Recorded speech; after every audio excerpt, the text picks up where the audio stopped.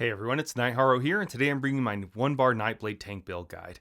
So as always, everything is timestamped down below, so feel free to skip ahead if there's a part you're more interested in. So why would you want to play a Nightblade tank? Well, the short answer is just they're really fun to play. That's all there is to it. You have a lot of things that can boost your speed, which can be really useful and really fun in different content. You also have teleport strike and a few other skills, your shade, where you can kind of move around the battlefield, which just makes it really fun.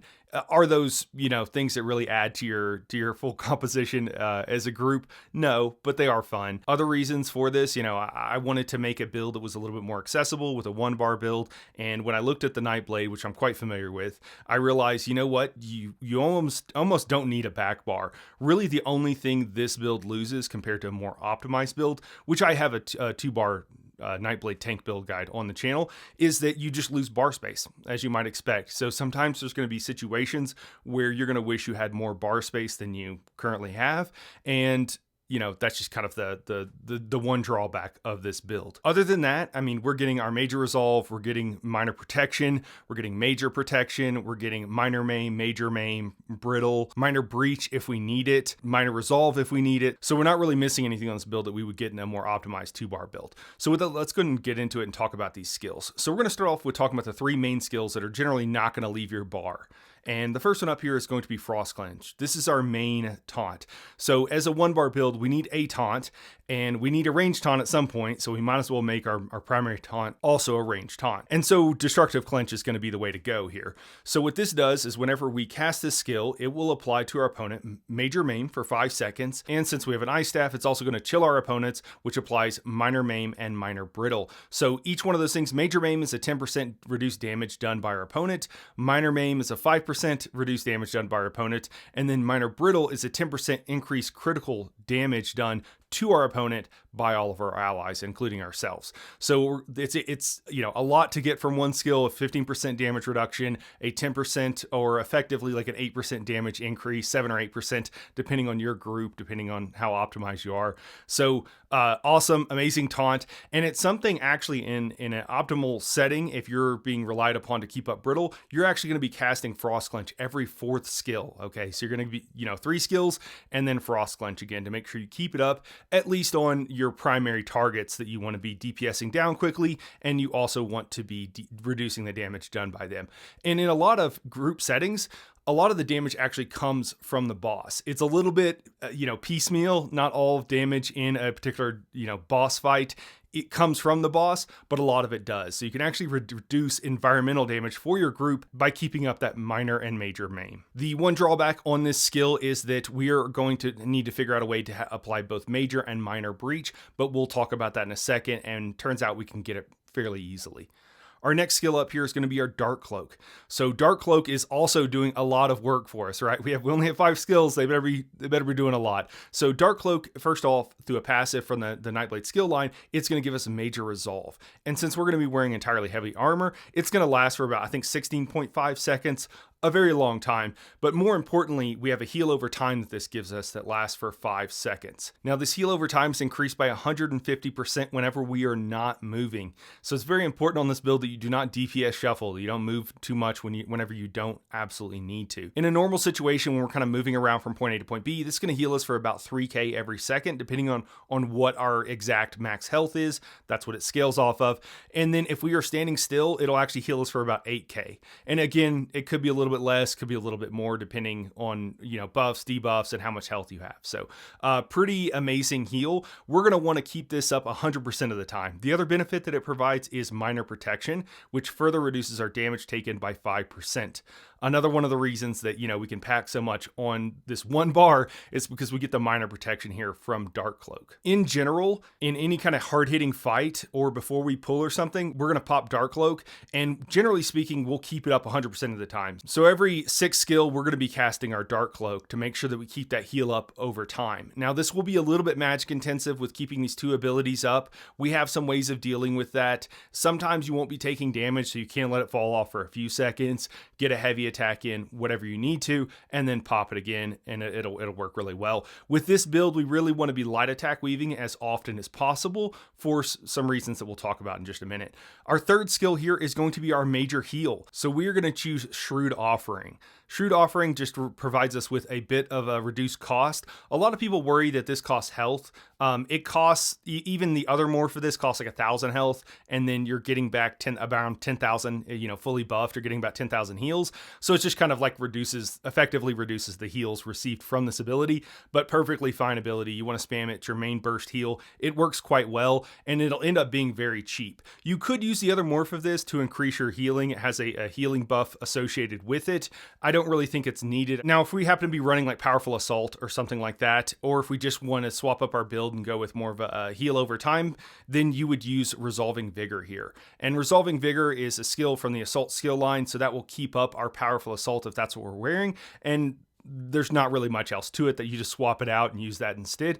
Just keep in mind, if you start taking a bunch of damage, it could be that the incoming damage is more than your hots can heal, and so you would need to either switch that to a different skill and still use it to keep Powerful Assault up, or you need to swap sets and use something else. Now for our one spot here, this is going to be a flex spot. I would start off, my first instinct is to put Wall of Elements here. The reason for that, it will help keep our front bar enchantment procced.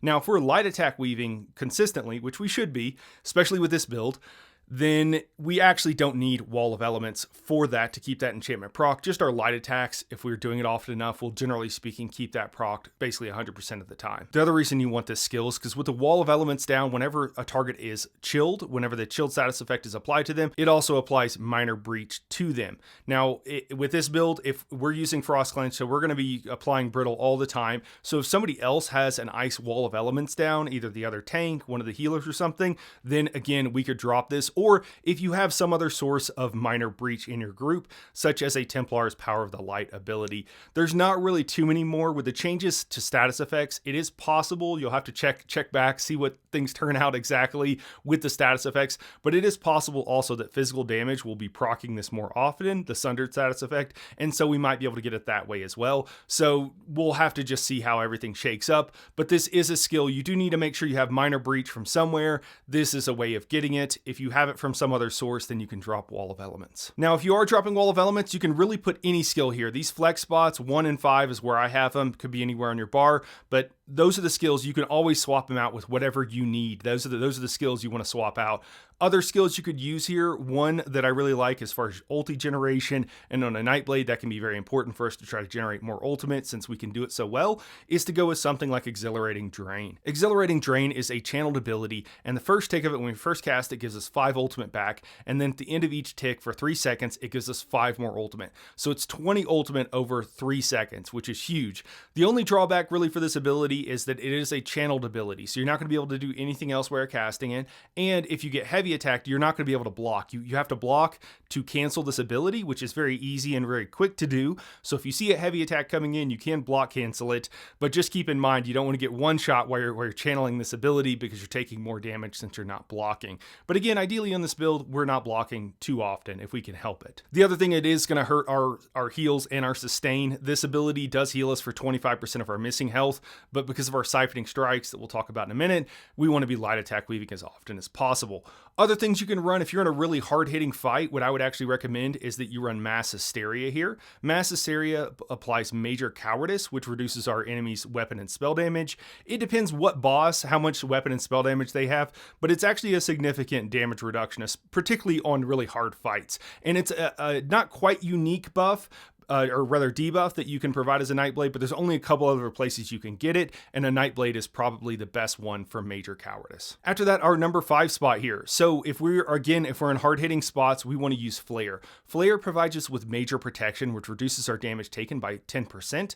We don't need to cast a skill, we don't need to do anything with it. Just by being on our bar, it gives us that passive bonus, and it also gives us 10% magic recovery through a passive in that skill line. So 10% extra magic recovery, 10% damage reduction, really nice skill, and we don't even have to cast it. So in addition to being a 1-bar build, this is actually a 4-button build. Okay, so that's really nice. Now, if you are not getting hit that hard, and or you find you need a little bit more bar space and some other skills you want to be able to work in, then you could swap something else here. If you don't have a source of major breach in your group, this will typically happen in dungeons, but it could also happen in a trial setting. A necromancer, a necromancer should pretty much always be applying major breach, but sometimes they don't know that, so they might not have the proper skill, but their boneyard should do it. If they have the right morph, of course. But if they don't, and you don't have it from some other sources, a couple other sources, then you would want to do Razor Caltrops. And you could put this on your 1 spot, you could put it in your 5 spot. It's good in trash. Wherever you might need it,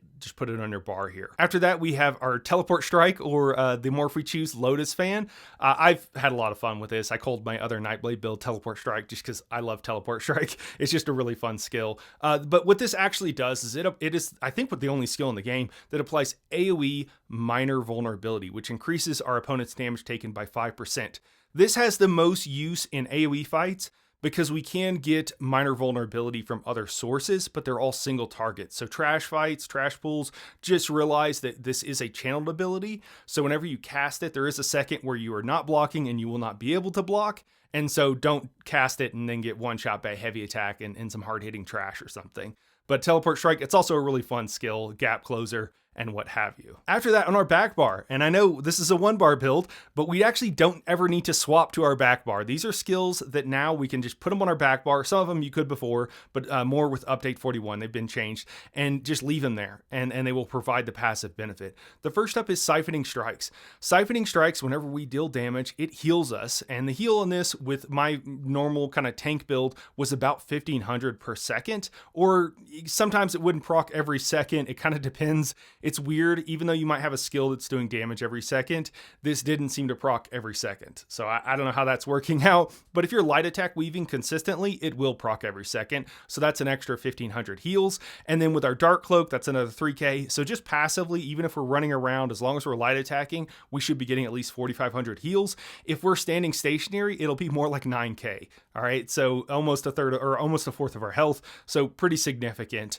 Also, this gives us recoveries. It gives us 200 magicka and stamina back as well. But again, light attack weaving here is going to be pretty important, and we'll proc this skill more often since we don't have that many damaging abilities on our bar. After that, we have Relentless Focus. Relentless Focus is another passive. Whenever we light attack, it gives us a stack of Relentless Focus. That increases our weapon and spell damage by 80 apiece, up to 5. So we can get 400 more weapon and spell damage from this. The reason we really like this is that our Shrewd Offering actually scales off of our weapon and spell damage and max stats, and so this increases our burst heal. Our Dark Cloak increases off of our max health, but our Shrewd Offering increases off of our max weapon and spell damage. So in dungeon settings, this will do a little bit less damage, but this helps us kind of level that out. And honestly, it's still a really great heal. And then our last skill here is Concealed Weapon. Concealed Weapon gives us minor expedition, which increases our speed by 15% while it's just on our back bar. We don't need to ever turn to our back bar and cast any of these skills. Just by being back there, they provide us with their full benefit. And it turns out that on a tank, being faster is actually really good. It's actually a really good bonus. This can help us in so many situations where whenever we're moving adds, we're trying to go from point A to point B. You know, a lot of times whenever you're moving with adds, you have to turn your back to them, and you don't want to get hit with either a hard-hitting light attack or a heavy attack that could almost one-shot you or maybe one-shot you. Either way, chunk your health down really low. So normally what you do is you turn, you roll dodge away, and then you take off sprinting. Well, with this ability, it just allows us to get away a little bit cleaner. Normally, once you roll dodge away and you take off running, the mob can't catch you. So you don't need to look back as long as you're running fast enough. So that's why we like this skill. Oh, I'm sorry, I forgot about our front row ultimate. Typically, we're going to be using Aggressive Warhorn. This is just a buff for our group. You know, whenever you look at like survival skills on a Nightblade for a tank, there's not really much, like Bolstering Darkness, those kind of things, that they just don't do enough. So I don't really recommend them. If you really want a survival ultimate, probably your best bet is going with the, I believe it's Blood Scion, the Vampiric Skill Line ultimate. I'll pop it up here. I forget what it's called. For those who don't know, I'm terrible with names. I can tell you everything an ability does, but I'll forget the name of it. But anyways, that's what you would use here. The thing is that in certain fights, your damage scales off your max health. So if you go with like, you pop that in the wrong situation, pretty much most of Rockgrove, you'll just die quicker. And the same thing is true with various fights. So you want to be careful that you're not trying to use that ability on a fight where the damage scales off your max health, because you'll literally just die quicker if you use your ultimate. It's kind of a death sentence. We have the same problem with a Bone Goliath on a Necro, the Colossus. It's not like a DK where you could just Magma Shell and live forever, unfortunately. All right, so after that, we have some useful skills here on the side. Some of these are ones you might want to flex in more often than others, and a few of them are like very rarely used, but they're absolutely crucial whenever you need them. So first up here is going to be a skill in that latter category, and that's going to be Efficient Purge. Efficient Purge purges you and your group members within a very large radius. I think there's a limited number, but it purges quite a few. This is an incredibly expensive skill, so you do need to get it leveled. It's a PvP skill, and you need to get it leveled to the Efficient Purge morph, because the unmorph version is like 8,000 magicka or something, or 8,500 or something. It's crazy. And the Efficient Purge is still very expensive at like 5k. So, but at least it's a little bit better. After that, we have Overflowing Altar. Overflowing Altar is something you always want in your groups. Usually a healer runs it, but if you're in a dungeon, for example, with our various heals, like our Shrewd Offering, you can actually cast that on somebody else. So with that, and then with our altar, we can actually keep people alive in your group. So if you're running no healer setups and you don't need a lot of heals on your group, you can actually do it pretty well with this build, and it works actually really well, because the Shrewd Offering is just like any other burst heal. The only problem would be is if you can't hit everybody in group in the time that you need to. So another way to do that is, our Overflowing Altar here. It provides a synergy for our party. There is a 20-second cooldown on synergy, so they can only use it every once in a while, but it heals them for 65% of their total health. And if it crits, it'll heal them for 100% of their health. So it'll give them a full health bar. Pretty awesome skill. The minor life drain on this is nice, but not really anything super important. After that, we have a chain. So every once in a while, you need to be able to chain in adds. And on a Nightblade, on most classes, you don't have an option. There's only a couple classes that have a really good one, Warden and DK being the primary ones. Hopefully that'll change in the near future with update 42, but in the meantime, Silver Leash is the way to go. This is from the Fighters Guild skill line. You do need to morph this skill. The other morphs do not chain in, so Silver Leash is the way to go. It is stamina costing, so be careful you don't run out of stamina trying to chain in adds. If they're CC immune, it still costs the full amount, but it doesn't do anything, which feels heartbreaking when it happens, honestly. After that, we have our Refreshing Path. Refreshing Path is another way to provide a bit of heals for our group if we want. It also provides us with minor recoveries, which will increase our magic and stamina recovery. The other thing, the heal on this is okay. It's not really a ton, but it also provides Major Expedition, which increases our speed and anybody who walks through it speed by 30% while they're in it, and then for, I think, 3 seconds after they leave. This is useful for sprinting through dungeons. It's useful for any trash, just to be able to move quickly from point A to point B, get ahead of your group. That I know it doesn't seem like that big of a deal, but it's actually kind of a nice quality of life thing. The recoveries are also nice, but it's a fun skill, but it's not super crucial. So use it if you want, use it if it's helpful, but don't use it, obviously if you don't need it and you're not that interested. It's just a fun skill. Again, why I put it here, because the game's about having fun. Our other skill here is going to be in that latter category that we talked about earlier, where it's very useful whenever you need it, and that's going to be Crushing Shock. Crushing Shock is from the Destruction Staff skill line. It's a ranged interrupt. So we would put this on one of our flex spots if we needed to interrupt somebody at range. Typically, you won't need this skill though. After that, we have our Shade. So our Shadow Image is what we're going to choose here. This is normally a PvP skill. I really just mentioned this because it's really fun. If you're on Teleria, whenever the Winter Storm comes, you can actually drop this Shade on to your right or to your left. The Winter Storm will pass it and will be coming towards you, and then you can teleport through the Winter Storm to your original location. It's more of a meme. It's more just for fun, but it is kind of a fun skill to have. You can, you place it one place, then you cast it again to teleport back to that original place, as long as you're not out of range.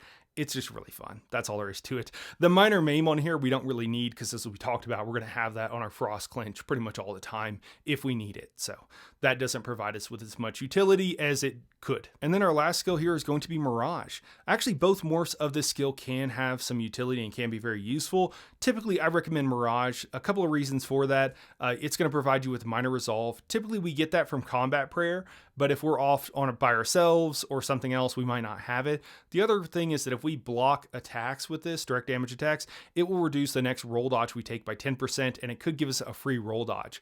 Having free roll dodges in most situations is pretty nice, and so that's another reason I like this skill. The other morph of this skill will provide us with snare immunity, so we can't be slowed or snared for 4 seconds, and that can have a lot of group utility in certain fights.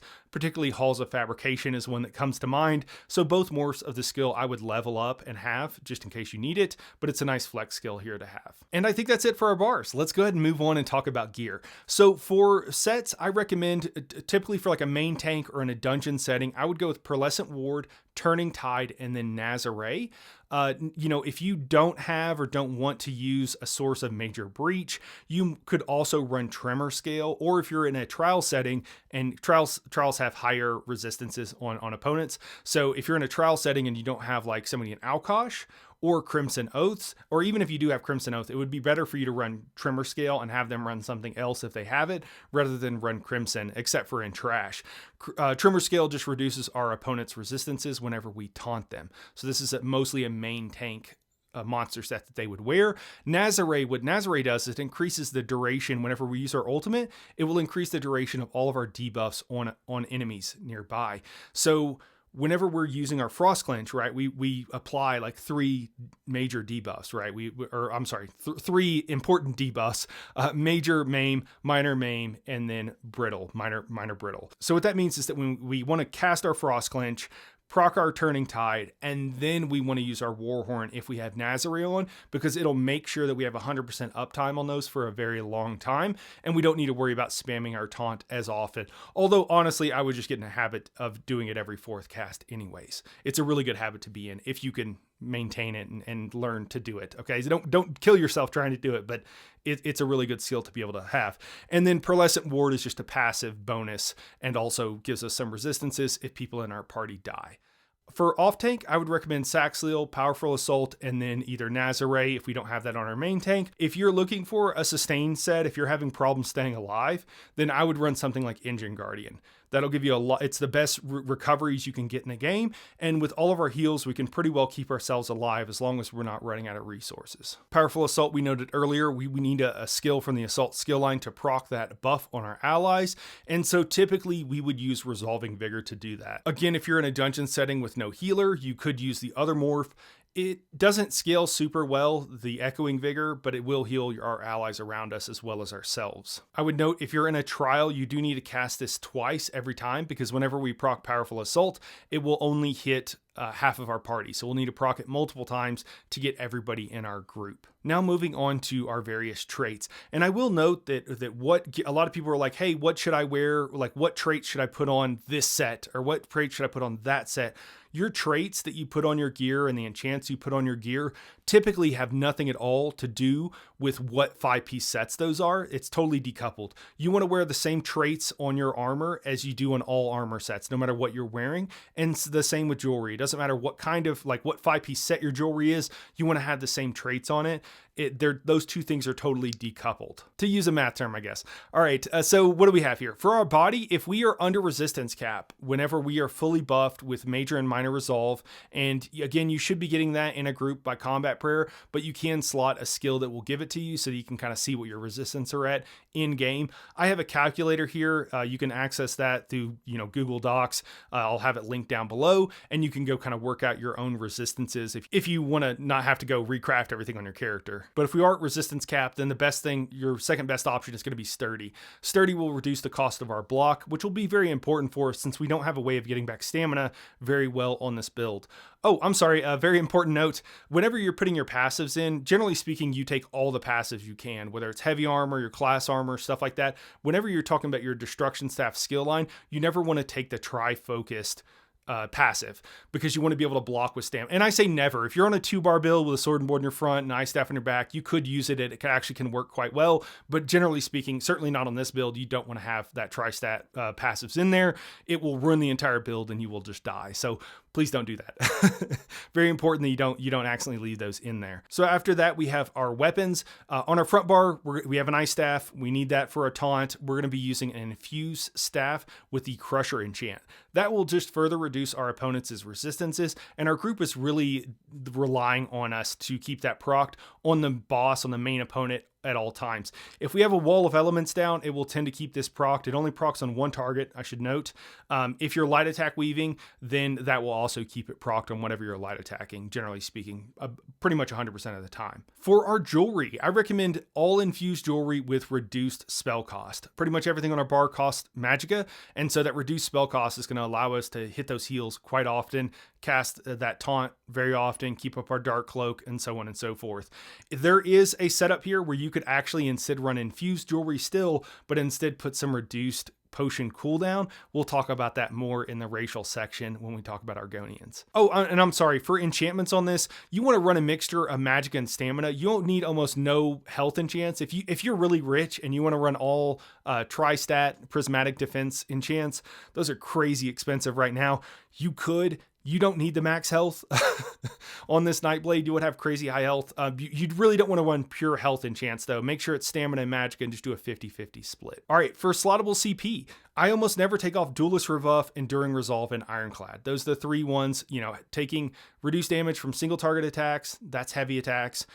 Damage over time, it's really hard to mitigate that. You can't block damage over time. And so our damage mitigation, our resistances are the only way we can reduce that damage. And in some of the newer trials, the damage over time is significant. And then similarly with direct damage attacks, those are also heavy attacks, right? Those are damaged attacks that do damage once and then it goes away. So that's a heavy attack as well. So that's why we like these three. After that, if we need resistances, go with something like Bulwark. Bulwark just gives us 1900 resistances whenever we have an ice staff, which we always will. So it helps us get to resistance cap. If we don't need it, then we could go with something like Foresight. Foresight reduces the cost of our heals by 75% for 6 seconds after drinking a potion. So you can kind of see where I'm going with this, where if you drink a potion and then you're also running infused with reduced potion cooldown, you can get just amazing free or super cheap heals, okay? 1/4 the cost. It's kind of crazy. You can just spam heals and never have to worry about running out of magicka, and that includes our Dark Cloak, okay? Because that's a heal over time. So pretty amazing CP to run, even more amazing on a Nightblade. Nightblade's also the reason we like the potion cooldown is that whenever you drink a potion, you gain 20 ultimate. And your job as a tank oftentimes is to keep up buffs, to be able to cast your Warhorn often. And so by drinking potions more often, although it can be incredibly expensive, is one way that we can generate more ultimate and help our group out. And then having the synergy with Foresight here is honestly kind of broken. It's pretty awesome. So it works really well. I've tanked hard mode Dreadcell Reef with this, and it works really well, okay? For slottable red CP here, I recommend Fortified if we need resistances. Again, it just helps us get to that resistance cap. After that, Expert Evasion is another CP that I almost never take off my bar. Gives us a free roll dodge about every 30 seconds. Free roll dodges are amazing. It saved my life more than once. I never take the CP off my bar. Our last two skills here, you could flex out for whatever you need. I recommend Rejuvenation. It just gives us a bit of extra recovery. You could also do Sustained by Suffering or any other CP that you like here. Basically, the deal is with a red CP, if you have a shield, if you have a source of a shield, then the red CP is very useful. If you don't have a shield, then the red CP is not very useful. And so it's kind of like, I mean, you can find some stuff that does something, but it's not nearly as good by comparison. So Sustained by Suffering, Rejuvenation, both work well. Pain's Refuge also is going to work in the same situations that Sustained by Suffering. It reduces our damage taken whenever we have like negative status effects on us. We'll usually have at least one or two. So this is kind of nice to have up to 20%, which is quite significant.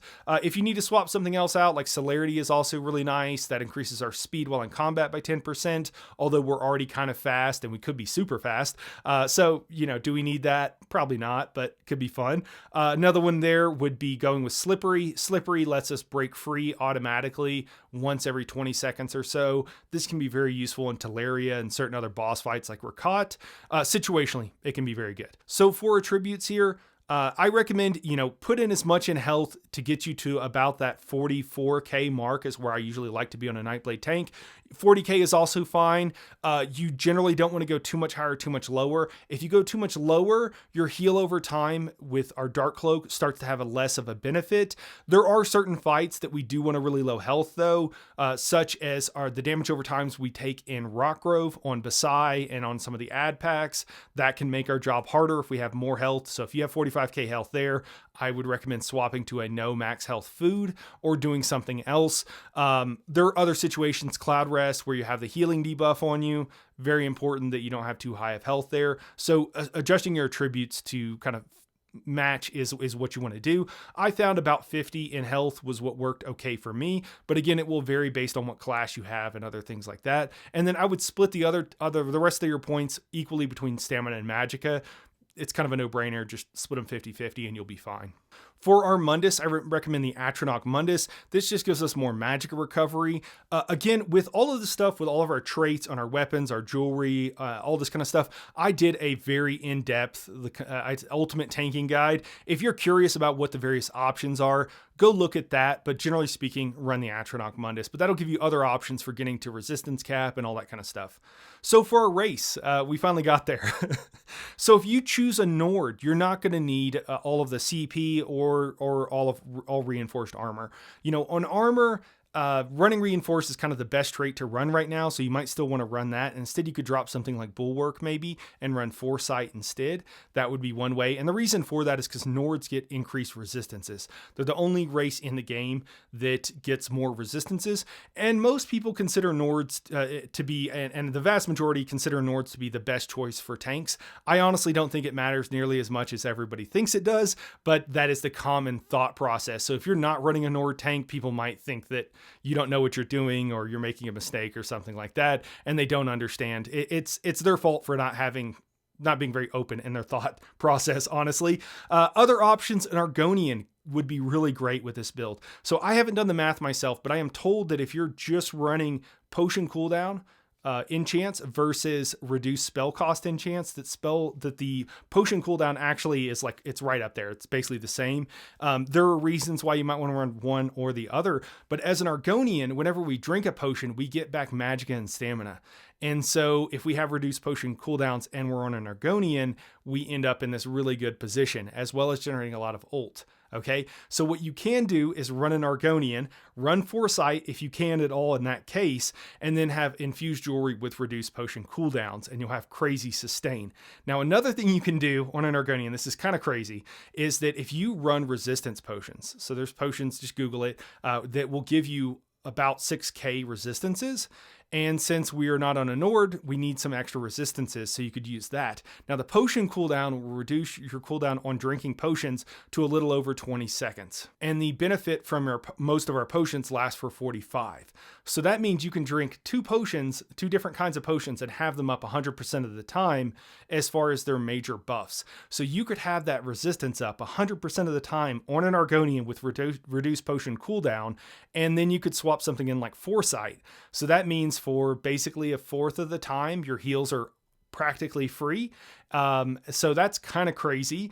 So this can be a pretty interesting. I've done this. This is what I did with the Dreadcell Reef hard mode build, is I ran an Argonian with reduced potion cooldown. Was it the most amazing thing? Is there some weird things with it? You get a ton of resources back, and then you don't get any for a little bit, and then you get a ton. Yeah. Switching potions, because you probably don't always want to be drinking resistance potions. You probably want some Tristat or something else worked in there.